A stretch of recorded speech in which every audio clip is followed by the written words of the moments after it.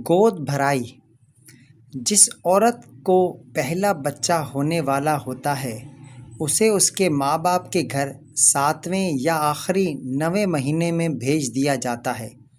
جب بھیجنے کا دن آتا ہے اس میں ایک رسم گود بھرائی کی ادا کی جاتی ہے جو لڑکے والوں کی طرف سے ہوتی ہے، جس میں خاندان والے لڑکے کے گھر اکٹھے ہوتے ہیں، کھانے کا انتظام ہوتا ہے۔ عورت کی گود میں 7 قسم کے پھل ڈالے جاتے ہیں جس کے سبب اس رسم کو گود بھرائی کہتے ہیں، یعنی 7 پھلوں سے اس کی گود بھر دینا۔ بعد میں یہ پھل عورتوں میں تقسیم کر دیے جاتے ہیں۔ جس کے گھر اولاد نہ ہو اسے خصوصی طور پر اسے اچھی فعال سمجھتے ہوئے پھل دیا جاتا ہے کہ اللہ عز و جل اسے بھی اس نعمت سے نوازے۔